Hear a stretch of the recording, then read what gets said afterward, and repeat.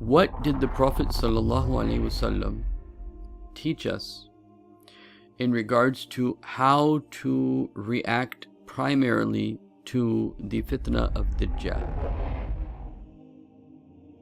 In the Arabic, Dajjal said, أَن يُؤْذِنَ لِي فِي خُرُوجٍ, I will be given permission to leave khuruj. Now this word khuruj is very interesting in the Arabic language and has to do with many of the ahadiths that relate to the end of times and is a proper language of the end of times. أَن يُؤْذِنَ لِي فِي خُرُوجٍ فَأَخْرَجَ فَأَسِيرَ فِي الْأَرْضِ, so I will come out and travel the earth. فَلَا أَدْعَى قَرْيَةً إِلَّا أَحْبَبْتُهَا فِي 40 لَيْلَةً. There will be no qarya. Now keep this in mind. There will be no qarya, there will be no qarya, there will be no qarya. There are three words in Arabic language that mean city: balad, qarya, and Medina. Qarya is a city that is amongst some of its qualities. When you look at the word qarya in the Quran, one of its qualities is a town or a city that is disobedient to Allah subhanahu wa ta'ala. And Makkah is Qura in the Quran, the mother of the cities. So it is narrated, فَأَسِيرَ الْأَرْضِ, I will travel the earth, فَلَا أَدْعَى قَرْيَةٍ, I will not leave any qarya.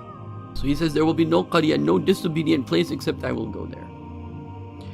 A organized group of people running a city that is in disobedience to Allah, except I will go there.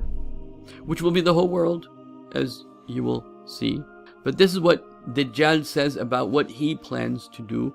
And there will be two qaryas, two organized places he will not be allowed to enter. One is Qura, the mother of the cities. He will not be allowed to enter Makkah. And he will not be allowed to enter Medina. So Dajjal is not allowed to enter Makkah. He's not allowed to enter Medina. So meaning Makkah and Medina will be qarya, will be cities at that time in disobedience to Allah. And this is confirmed in the sayings of the Prophet sallallahu alaihi wasallam, where the Prophet said sallallahu alaihi wasallam that Medina will become like Yathrib and Makkah will be in shambles and in disobedience to Allah. Look at Makkah today, it's already in disobedience. So think about the future. So he is going to travel the earth, okay, in 40 nights. Asiru fil ard fala ad'a. Now this is the most important word. Ad'a, I will not stay. Fala ad'a qaryatin illa ihbituha. Okay, he said, so I will get out and travel the earth, and I will not spare any town where I would not stay. Ad'a qaryatin illa ahbadtuha, except I come down to it. So any place that is a city that is inhabited by a group of people in which there are sins happening or some disobedience happening, or just any city, except I will come down to it. So now that we have clarified this, now let us clarify the next point. What did the Prophet tell us sallallahu alaihi wasallam what to do when you hear about Dajjal? He says, قال رسول الله صلى الله عليه وسلم من سمع بالدجال, whoever hears of Dajjal, meaning when you hear of his coming, right? فَلَيْنَا عَنْهُ, then turn away from him, flee from him, go in the other way. So where will he come? He will come to every city. So the Prophet said, leave the city. من سمع بالدجال فلين عنه فوالله إن رجل يأتيه وهو يحتسب أنه مؤمن. So there will be one person, he will consider himself a mu'min, and he will go to Dajjal. And the muhaddithin, they've said different things about this, which I will share with you. But he will have shubbah, is what the scholars, they said. إن رجلا يأتيه وهو يحسب أنه مؤمن فيتبعه مما يبعث به من الشحبات.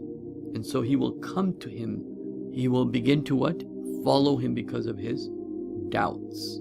So Dajjal will be able to put doubts even in a person who thinks he's a mu'min. And what did the Prophet tell us sallallahu alaihi wasallam? Turn away from Dajjal, flee from him. Where will he go? He will go to the qaryas. He will go to every qarya on earth.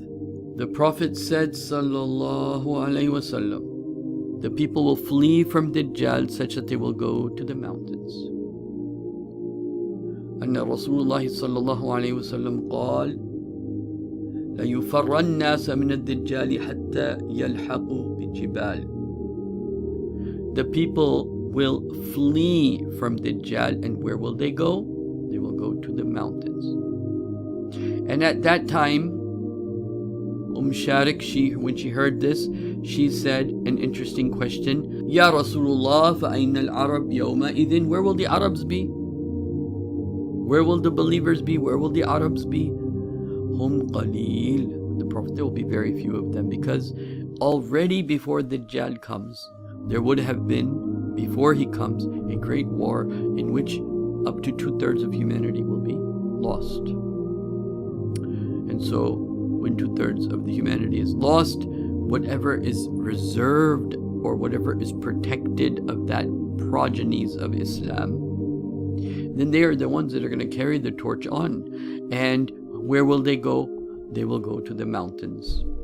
And the Prophet told us this in many narrations of his. People will do this on their own, or they will do this in groups. It's better to do it in groups, and it's better to be organized, so that when that great war comes, you're already out of the city.